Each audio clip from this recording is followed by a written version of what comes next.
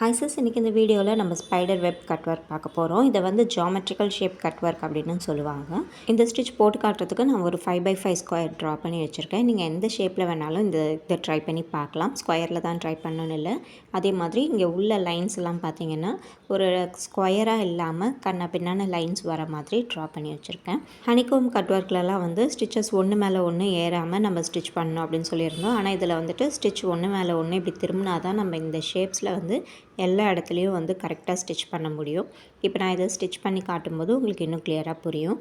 இப்போ நான் இதை ஸ்டிச் பண்ணி காட்டுறேன். ஸ்டிச்சை நீங்கள் எந்த டைரெக்ஷன்லேருந்து வேணாலும் ஸ்டார்ட் பண்ணலாம். ஆனால் ஸ்டார்ட் பண்ணும்போது நீங்கள் பார்டர்லேருந்து தான் உள்ளே வரணும். உள்ளே இருந்து டைரெக்டாக ஸ்டார்ட் பண்ணி பார்டருக்கு போகக்கூடாது. ஓகேங்களா? இப்போ நான் இந்த பார்டர்லேருந்து ஸ்டார்ட் பண்ணுறேன். ஃபஸ்ட்டு நம்ம ட்ரா பண்ணியிருக்க லைனுக்கெலாம் ஒரு பேஸ் லைன் கொடுத்துக்கலாம். இந்த மாதிரி ஷேப்புக்கு நீங்கள் எப்போ பேஸ் லைன் கொடுக்க ஸ்டார்ட் பண்ணாலும் அந்த ஷேப்போடைய அவுட்லைனுக்கு ஃபஸ்ட்டு பேஸ் லைன் கொடுங்க. இந்த அவுட்லைனில் கொடுக்குற பேஸ் லைனுக்கு நம்ம ஜிக்ஸாக் லைன் போட்டுட்டு அதுக்கப்புறமா உள்ளே இருக்க லைன்ஸுக்கெலாம் வந்துட்டு பேஸ் லைன் கொடுத்து ஜிக்ஸாக் போட்டுக்கலாம். நான் இப்போ வந்துட்டு வெறும் இந்த பேஸ் லைன் மட்டும் போட்டுட்டு உங்களுக்கு ஸ்டிச் பண்ணி காட்டுறேன். அது ஏன்னாக்கா அப்போ தான் வந்து உள்ளே வந்து ஒரு சில மிஸ்டேக்ஸ் நடக்கும். அது நடக்கும்போது அதை நம்ம எப்படி ரெக்டிஃபை பண்ணணும் அப்படிங்கிறதும் நான் உங்களுக்கு இந்த வீடியோலேயே சொல்லி கொடுத்துருவேன். இதுக்குன்னு தனி வீடியோ எடுத்தானாக்கா அது டைம் ஆகும். அதுக்காக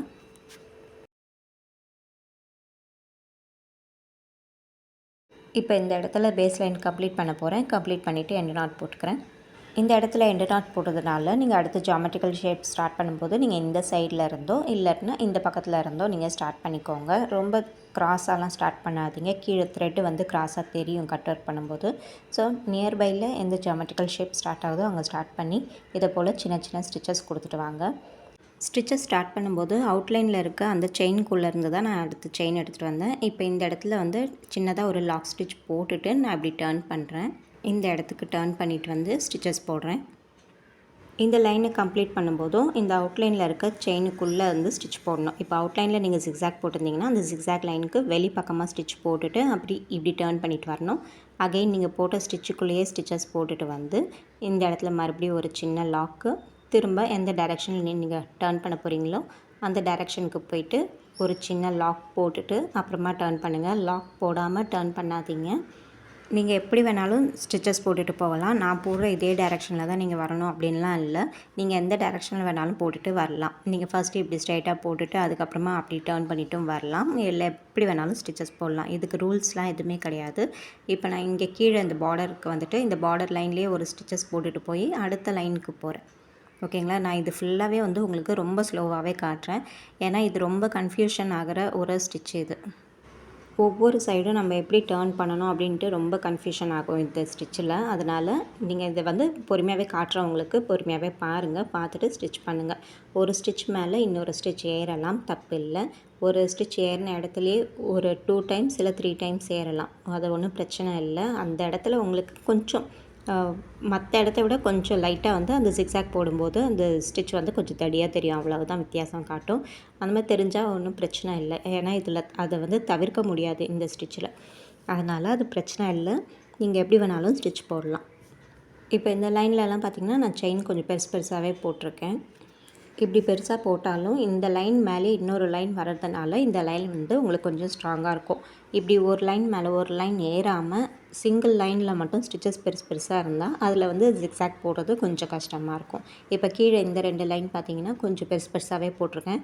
இந்த 2 லைன்லேயும் சிங்கிள் லைனுக்கு மட்டும்தான் ஸ்டிச்சஸ் இருக்குது. ஒன்று மேலே ஒன்று ஏறலை. ஓகேங்களா? இதெல்லாம் வந்துட்டு நம்ம ஜிக்ஸாக் போடும்போது எப்படி வரும் அப்படின்றதும் பார்க்கலாம்.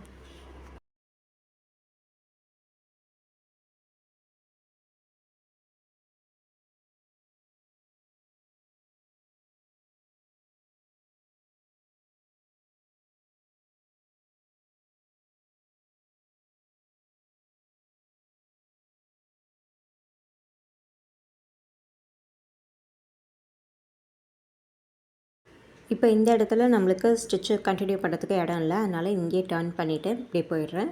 இங்கே ஒரு சின்ன லாக் போட்டுட்டு அடுத்து இப்படி டர்ன் பண்ணிவிட்டு வரேன்.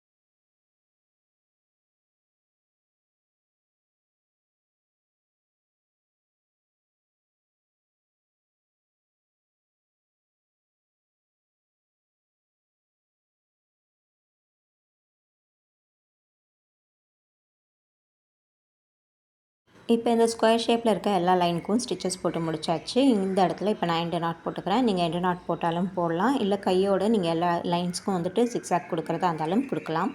இப்போ இந்த இடத்துல நான் எண்டு நாட் போட்டுட்டு அகர்பத்தி யூஸ் பண்ணி கட் ஒர்க் கொடுத்துட்டு அதுக்கப்புறமா ஜிக்ஸாக் போடுறேன். நீங்கள் ஸ்டார்டிங்லேயே ஜிக்ஸாக் போட்டுட்டு அதுக்கப்புறமா கூட அகர்பத்தி யூஸ் பண்ணி கட் ஒர்க் கொடுக்கலாம். நீங்கள் எப்படி வேணாலும் பண்ணலாம். இது போல் கட் ஒர்க் பண்ணும்போது இந்த ஊதுவத்தியில் ஃபயர் சின்னதாக இருக்க மாதிரி பார்த்துக்கோங்க. ரொம்ப பெருசாக ஃபயர் இருந்துச்சுன்னா அந்த ஃபயர் வந்து நீங்கள் இப்படி வச்சு ப்ரெஸ் பண்ணும்போது உடையும். உடைஞ்சிச்சுனாக்கா அது வேறு ஏதாவது இடத்துல படும்போது அந்த இடம் ஹோல் ஆகிடும். ஸோ இதில் வந்துட்டு ஃபயர் கொஞ்சமாக இருக்க மாதிரி பார்த்துக்கோங்க. டஸ்ட் இருந்தால் அதை தட்டி விட்டுட்டு இந்த மாதிரி கட் ஒர்க் பண்ணுங்கள். ஏன்னா டஸ்ட்டோடு நீங்கள் பண்ணிங்கன்னா அது ரொம்ப கருப்பாக காட்டும். அதனால் டஸ்ட்டை தட்டி விட்டுருங்க. இப்படி ஃபயர் பண்ணும்போது ரொம்ப அந்த பேசிக் லைன் போட்டோம் இல்லைங்களா, அதை ஒட்டி போயிடாமல் கொஞ்சம் அதுக்கு முன்னாடியே நிறுத்திக்கிற மாதிரி பார்த்துக்கோங்க. ஃபயர் வந்து கடகடன் ஸ்ப்ரெட் ஆகும். ஸோ கீழே ஒரு காட்டன் கிளாத் வச்சு கீழே ப்ரெஸ் பண்ணி அதை ஆஃப் பண்ணிகிட்டே இருங்க.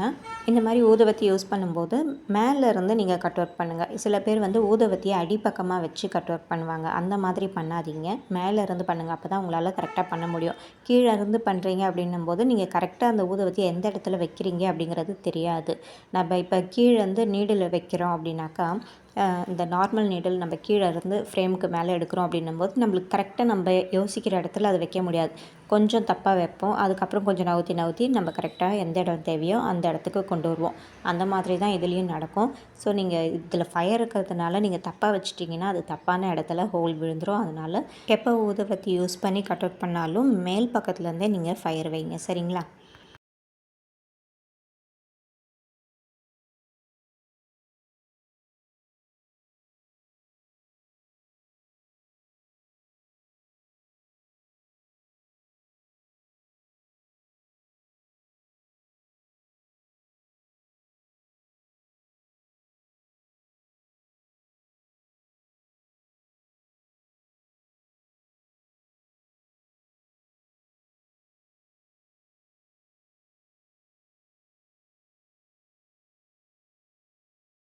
இப்போ எல்லா கேப்லேயும் கட் ஒர்க் பண்ணி முடிக்க போகிறேன். முடிச்சுட்டு ஜிக்ஸாக் போட போகிறேன்.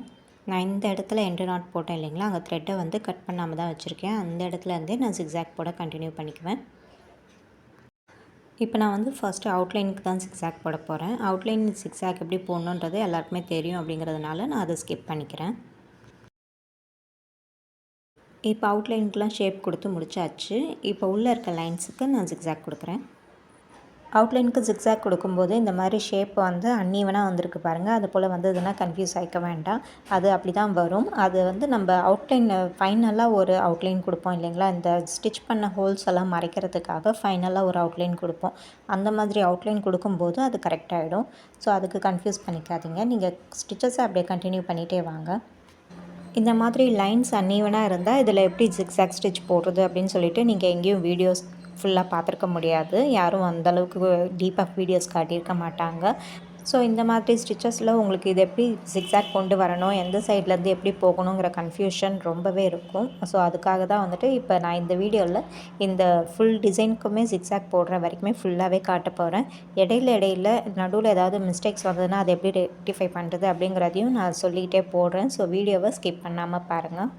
இப்போ இந்த இடத்துல ஒரு ஜாயிண்ட் வருது. இந்த ஜாயிண்ட்லேயும் வந்துட்டு நம்ம ஸ்டிச்சஸ் நிறைய போடணும். ஒரு ட்ரையாங்கிள் ஷேப் மாதிரி ஸ்டிச்சஸ் போட்டுட்டு அதுக்கப்புறமா வந்து நான் மறுபடியும் ஜிக்ஸாக் ஸ்டிச் போட்டுகிட்டே போகிறேன்.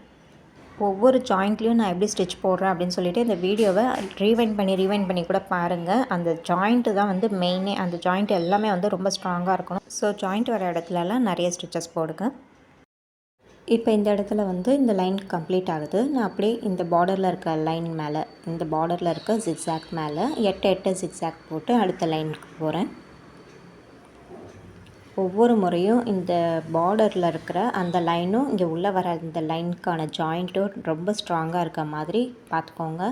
இதில் வந்து ஒரு 2-3 ஸ்டிச்சஸ் போடுங்க. அப்போ தான் அந்த லைன் வந்து பார்டர் லைனோட கனெக்ட் ஆகி ஸ்ட்ராங்காக இருக்கும்.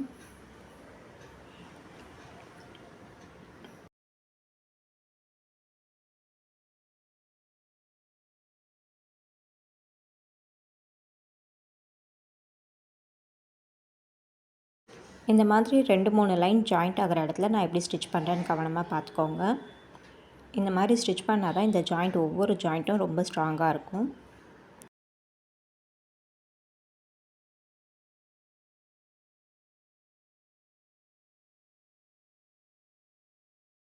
இப்போ இங்கே ஒரு ஜாயிண்ட் வருது, அந்த ஜாயிண்ட்லேயும் நான் எப்படி ஸ்டிச் பண்ணுறேன்னு கவனிச்சுக்கோங்க.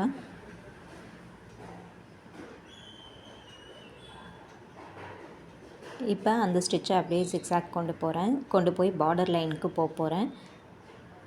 பார்டர் லைனில் போகும்போது அந்த பார்டர் லைனுக்கும் இந்த லைனுக்கும் ஸ்ட்ராங்கான ஸ்டிச்சஸ் போடணும்.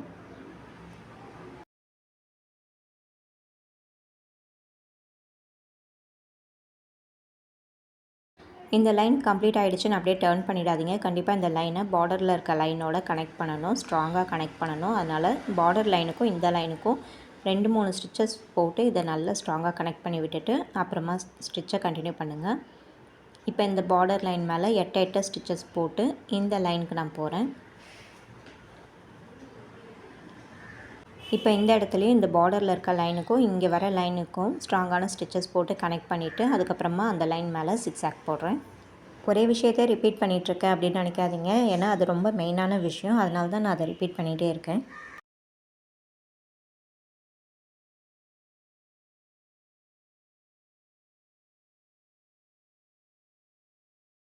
இப்போ இந்த இடத்துல நான் வீடியோவோட ஸ்டார்டிங்லேயே சொல்லியிருந்தேன், சிங்கிள் லைனுக்கு தான் வந்துட்டு ஸ்டிச்சஸ் இருந்துச்சு. பேஸ் ஸ்டிச் வந்து சிங்கிள் லைனில் தான் இருந்துச்சு. அதனால் இது மேலே போட்ட ஜிக்ஸாக் ஸ்டிச் வந்து எவ்வளோ மெலிசாக இருக்குது பாருங்கள். இந்த இடத்துலலாம் பேஸ் லைன் ஒன்று மேலே ஒன்று ஏறி இருந்துச்சு. அந்த மாதிரி இடத்துலலாம் வந்துட்டு இந்த ஜிக்ஸாக் லைன் போட்டதுக்கப்புறம் எவ்வளோ திக்காக இருக்குது பாருங்கள். ஸோ இந்த லைனையும் நான் கொஞ்சம் திக்காக காட்டுறதுக்காக இது மேலே மறுபடியும் டர்ன் ஆகி ஜிக்ஸாக் போட்டுகிட்டே வரேன்.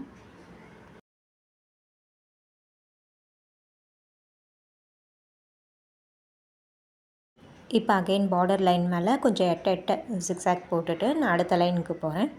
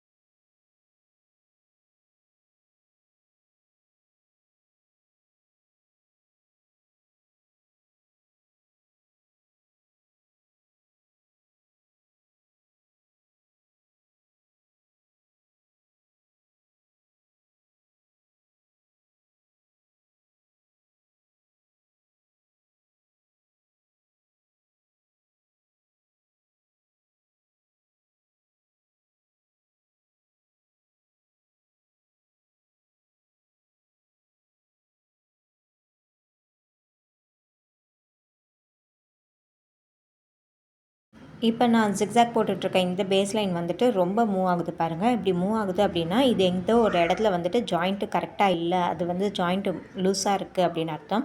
இந்த ப்ராப்ளம் ஏன் வந்திருக்கும் அப்படின்னா, இந்த இடத்துல நான் லாக் ஸ்டிச் போடாமல் அப்படியே டர்ன் பண்ணியிருப்பேன். அது நான் கட் ஒர்க் பண்ணதுனால அந்த கிளாத்தில் இருக்க இழையெல்லாம் பிரிஞ்சுட்டு வந்துட்டு அந்த ஸ்டிச் வந்து ஃபுல்லாகவே டர்ன் ஆகிடுச்சு. ஸோ இதை வந்து ரெக்டிஃபை பண்ணுறதுக்கு இந்த ஜிக்ஸாக் போடுறோம் இல்லைங்களா, அந்த ஜிக்ஸாக் அப்படியே இழுத்துட்டு போய் இந்த லைன் மேலே வச்சு ஸ்டிச்சஸ் போட்டுடணும். அந்த லைனை இந்த லைன் கூட நான் எப்படி ஸ்டிச் பண்ணி கனெக்ட் பண்ணுறேன் அப்படின்னு நல்லா பார்த்துக்கோங்க. நான் ஸ்லோவாகவே காட்டுறேன் இந்த வீடியோவை. எத்தனை ஸ்டிச்சஸ் போட்டு இந்த ஜாயிண்ட்டை வந்து நான் ஸ்ட்ராங் ஆக்குறேன் அப்படின்னு நல்லா கவனிச்சுக்கோங்க. நீங்கள் இந்த ஒர்க்கை ப்ராக்டிஸ் பண்ணும்போது வேறு ஏதாவது ஷேப் எடுத்துக்கோங்க. அந்த ஷேப்பை இன்னும் கொஞ்சம் பெருசாக எடுத்துக்கோங்க. அப்போ தான் வந்து இந்த மாதிரி நிறைய லைன்ஸ் போட்டு ப்ராக்டிஸ் பண்ண முடியும். நீங்கள் சின்னதாக எடுத்துகிட்டு அதில் கொஞ்சோண்டு லைன்ஸ் போட்டிங்கன்னா உங்களுக்கு அதில் ப்ராக்டிஸ் பண்ணிவிட்டு ஒரு ப்ராப்ளமும் வராது. அப்போ உங்களுக்கு ஓகே அப்படின்ற மாதிரி ஆகிடும். அப்போ நீங்கள் திடீர்னு பெருசாக ஏதாவது பண்ணுறீங்க அப்படின்னா அந்த இடத்துல வந்து உங்களுக்கு ஸ்ட்ரகிள் ஆகும். ஸோ நீங்கள் கொஞ்சம் ஸ்டார்டிங்லேயே கொஞ்சம் பெரிய பிக்சர் ஏதாவது எடுத்துகிட்டு நீங்கள் அதில் ப்ராக்டிஸ் பண்ணிட்டீங்கன்னா உங்களுக்கு அந்த ஃபுல் இது போடுறதுக்குள்ளே என்னென்ன ப்ராப்ளம்ஸ் வரும், அதை எப்படி எப்படி ரெக்டிஃபை பண்ணணுங்கிற ஐடியாஸ் வந்துடும். அதனால தான் சொல்கிறேன், பெருசாக எடுத்துக்கோங்க. நீங்கள் வேறு ஏதாவது ஷேப் கூட எடுத்துக்கோங்க. அப்போ தான் நான் போஸ்ட் பண்ணும்போது இது ஸ்டூடெண்ட்னுடைய ஒர்க் அப்படின்ற ஒரு டிஃப்ரென்சியேஷன் தெரியும். இல்லை நீங்களும் இதே மாதிரியே பண்ணுறீங்க அப்படின்னா அந்த ஒர்க்குக்கு கீழே உங்கள் நேம் எழுதி எனக்கு சென்ட் பண்ணுங்கள். ஓகேங்களா?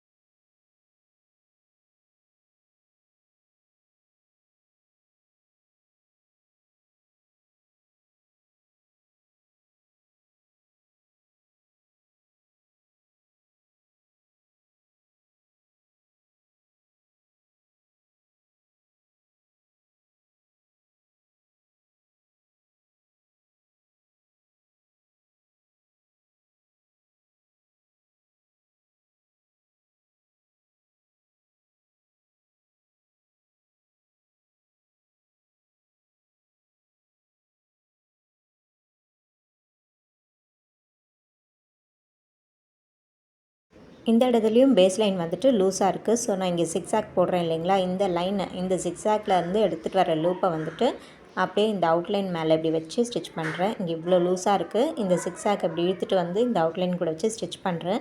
இப்போ வந்து இந்த லைன் டைட் ஆகிடுச்சு.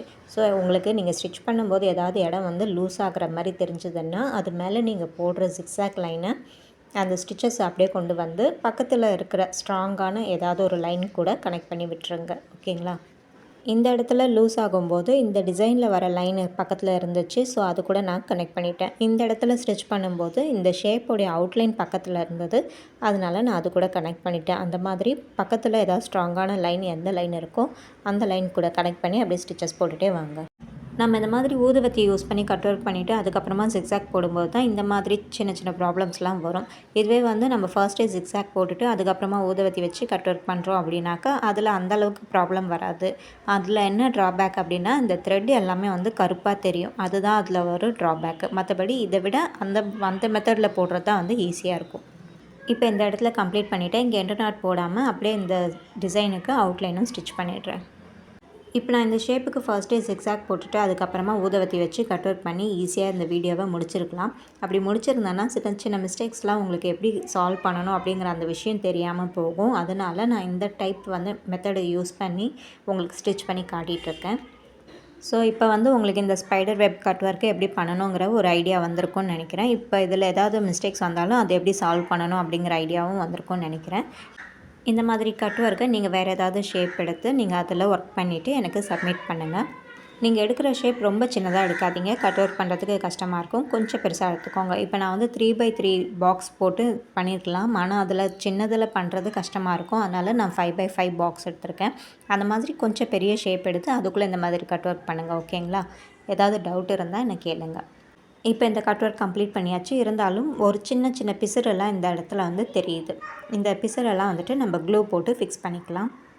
உங்கள் ஃபிங்கரில் கொஞ்சமாக ஃபேப்ரிக் க்ளூ எடுத்துகிட்டு இந்த மாதிரி வெளியில் தெரிகிற பிசுறெல்லாம் இது போல் ஃபிக்ஸ் பண்ணி விட்டுருங்க. அப்போ ஒர்க்கு பார்க்க நீட்டாக இருக்கும். க்ளூலாம் காஞ்சதும் டிரான்ஸ்பரண்ட் ஆகிடும். ஸோ உங்களுக்கு வெளியில் தெரியாது. நீங்கள் அப்படி ஃபிக்ஸ் பண்ணாமல் அடியில் வேறு கிளாத் வச்சுட்டிங்கன்னா அந்த பிசுறெல்லாம் உங்களுக்கு ரொம்ப ஆடாக தெரியும். அதனால் க்ளூ போட்டு இந்த மாதிரி வெளியில் தெரிகிற பிசுறு எல்லாத்தையும் ஃபிக்ஸ் பண்ணிவிட்டு அதுக்கப்புறமா கீழே வேறு கிளாத் வச்சு ஒட்டுங்க. அவ்வளவுதான். இதுக்கப்புறம் இந்த ஃப்ரேமை அப்படியே டர்ன் பண்ணிவிட்டு இந்த அவுட்லைனில் நம்ம போட்ட ஜிக்ஸாக் ஸ்டிச் மேலேயே வந்துட்டு க்ளூ அப்ளை பண்ணிவிட்டு இந்த ஸ்பைடர் வெப்பில் அங்கங்கே அந்த ஜாயிண்ட் மேலே கொஞ்சம் கொஞ்சம் க்ளூ போட்டுட்டு கீழே இப்படி கிளாத் வச்சு ஃபிக்ஸ் பண்ணிவிடுங்க. இதை நீங்கள் எந்த மெத்தடில் வேணாலும் ட்ரை பண்ணிவிட்டு எனக்கு சப்மிட் பண்ணுங்கள். தேங்க்யூ.